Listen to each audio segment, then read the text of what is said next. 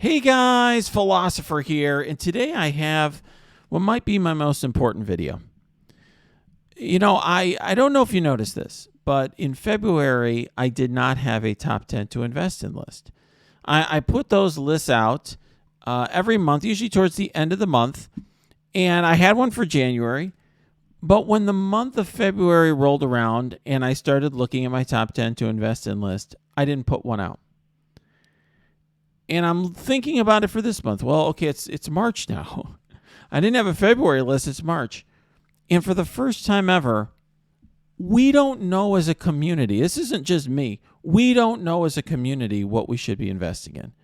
Those top 10 to invest in lists are based on investing for the future. My whole philosophy of how to approach this game that in a way that helps you as a player is to invest in characters that help you for the future and no more. In other words, invest in characters that have value for the long haul, save your resources, only spend resources when you need to achieve a goal for yourself in the game. And if you look at my top 10 to invest in list from the end of January, so this is about a month and a half old now, a little under that. This list still is full of characters that are very important in the game and will have value for some time, right? Icarus and Circe and Dormammu and Kestrel and Doom and so forth.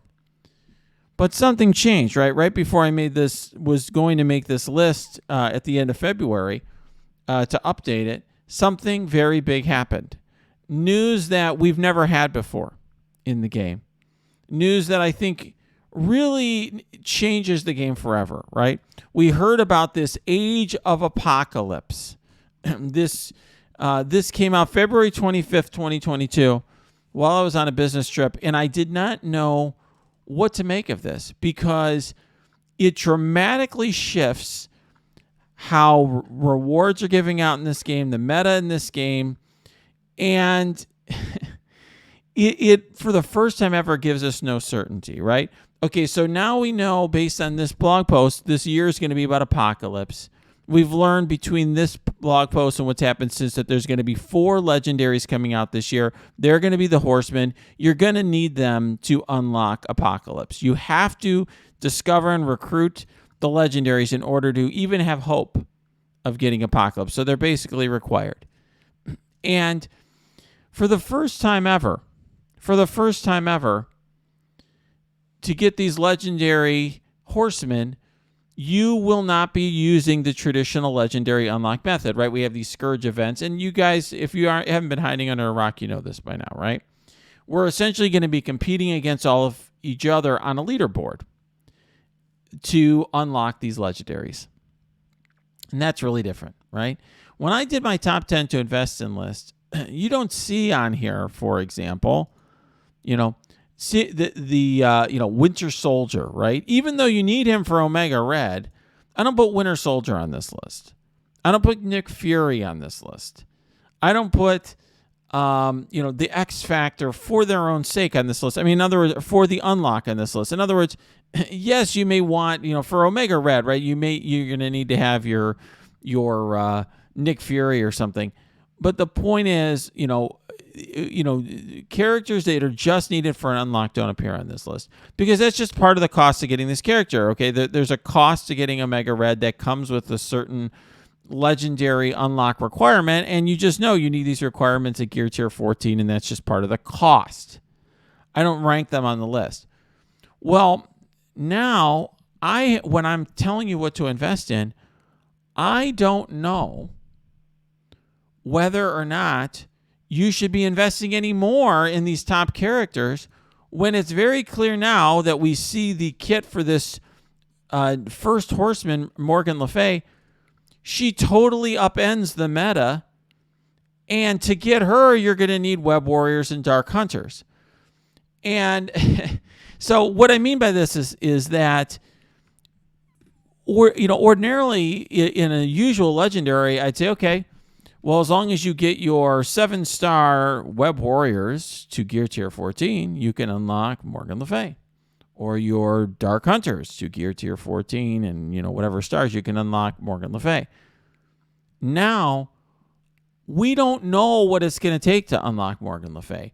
We don't know how many stars it's going to take on these characters. We don't even know, we can't even assure ourselves that we're going to be able to unlock her at all. I mean, for many of you, I think there has to be a real question of whether or not you're going to be unlocking this character. Now, yes, when I look at my teams, I'm sure you're saying, okay, well, Philosopher, of course you're going to unlock Morgan Le Fay. Yeah, I imagine that my Dark Hunters will be big enough to do that, right? But here's the thing. Ordinarily, if Dark Hunters or Web Warriors were the requirement, well, I would just know going in. My Web Warriors are all Gear Tier 14. They will unlock whatever the new Legendary is. And really, this is all I need to invest in this team for raids. Gear Tier 14, they easily complete 4.3. No timeouts, no losses. It's just an automatic every day. But now, I realize I'm going to be competing in a leaderboard against everybody else's Web Warriors. And they can gate this, and we don't even know how many people are going to be able to unlock. They could say, only the top 100 on this leaderboard get Morgan Le Fay.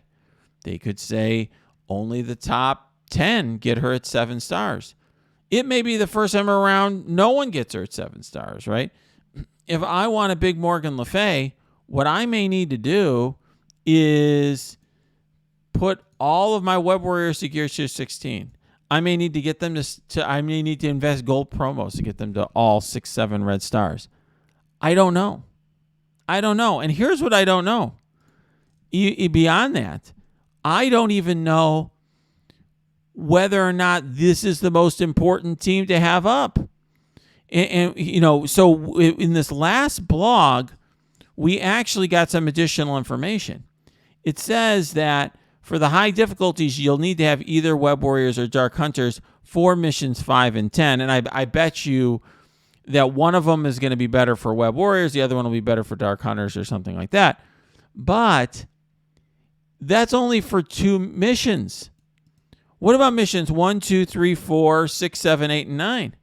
Are they going to have different requirements? Are you going to need to have, villain mutants for mission 9? Are you going to need to have, hero tech for mission 8? We don't even know. The difficult mission might not even be the Web Warriors. It may not even be the Dark Hunters. It may be hero tech in mission 7. And so if you want to go all in for Morgan Le Fay, it's not even clear what you do to do that. I mean, yes, you should get your Web Warriors unlocked and get them up in stars. And same with your Dark Hunters, for sure. No question. However, other than getting them unlocked, getting all the shards, I can't tell you, and you don't know, whether or not having Web Warriors big or Dark Hunters big or some other team big is going to get you the biggest Morgan Le Fay. We also don't know, despite this blog, we don't know how important Morgan Le Fay is going to be compared to these other characters. I mean, one thing I can tell you for sure is in Arena, it appears that Morgan Le Fay and her new team, which is also going to require an investment, you're going to have to buy these other new characters, it appears that team is supposed to supplant Dormammu, Icarus, and Cersei, I would assume, in Arena. There's certainly some things in her kit that suggest that she's going to counter Dormammu. There's certainly some things in her kit that suggest that she's going to supplant this team. I mean, obviously, it would really be something if they make this super exclusive, super expensive Horseman, and she doesn't outdo the current Arena meta, so you assume that she's going to. So where does that drop these characters in the list? How can I tell you right now you should be investing, these characters hold their value, when it's not clear to me how many people are going to have Morgan Le Fay and how she's accessible and how powerful she's going to be? It may be that almost every Arena Shard's going to only have a 3-star Morgan Le Fay, and that 3-star Morgan Le Fay is going to be outdone by a Dormammu. I don't know. I don't know what she's going to look like in Arena whatsoever, how she's going to upend the competitive balance, and neither do you. You know what else we don't know? We don't know what other game modes are going to matter, right? We have a new game mode coming out, Cosmic Crucible. And, you know, I've heard some content creators have said, okay, Dormammu's going to be good in Cosmic Crucible. True. I'm sure he will be.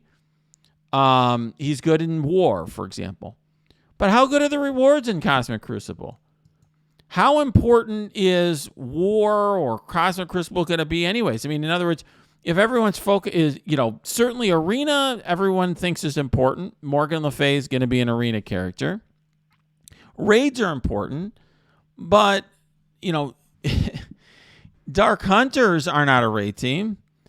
Web Warriors don't need a massive investment to be a great raid team. So how do I tell people what to invest in here? In other words, is Dark Hunters number one on the list and Web Warriors? Where is Dormammu at on this list? Where is Icarus and Cersei? I don't know.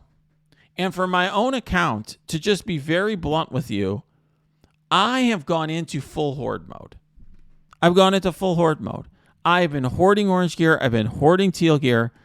I have tons of it, okay? I got tons of, you know, of these teal catalysts and so forth. I got a lot of orange gear because I genuinely don't know what I should be investing in. I want to see. I mean, I will bring my Dark Hunters to a level I need to for War.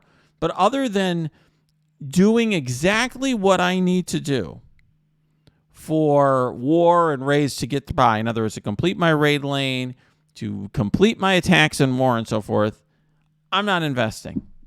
I'm saving because it makes more sense right now for me to wait until closer to the Scourge event when I have more information about what this new meta is going to look like, about this new release method, about how hard it's going to be, what I'm going to need to do. I don't know. And so my advice to all of you is to hoard unless you have needs that you need to fill. In other words, obviously, if you're working your way through Dark Dimension, just do it because, look, even if you don't need Dormammu, you know, even if you're not focused on him, the other rewards are pretty awesome, right? So that alone, you know, it means something, right? You may need to use these to unlock Morgan Le Fay or whatever. So I think there's some value there. You know, obviously you're going to need to run your lanes. Obviously you need to do your war attacks if that's something that your alliance is focused on. But I will say for most players, it really makes sense to be very careful and pinch pennies when it comes to spending resources in this game because we don't know what's going to come next. All we know is that things have changed, and for the first time ever, we can't be sure what we are getting for our investment. And I will say that is not, I don't think that's a good thing for the game. I think this game is better when we have more information. Scopely always tries to limit the information we have so that we make bad decisions and feel induced to buy offers to catch up. But this is definitely taken it to a new level. Don't think it's great for the game, but what it does mean is that to adapt, players are going to have to be even more conservative about spending resources in the game. All right, guys, if you like this video, smash that like button, subscribe to this channel. If you got comments, questions, cheers, jeers, angry, sad, mad at me, whatever, you can post it below. Or you can go to my Discord, that's linked below. You can also go to my Twitch stream, that is linked below too.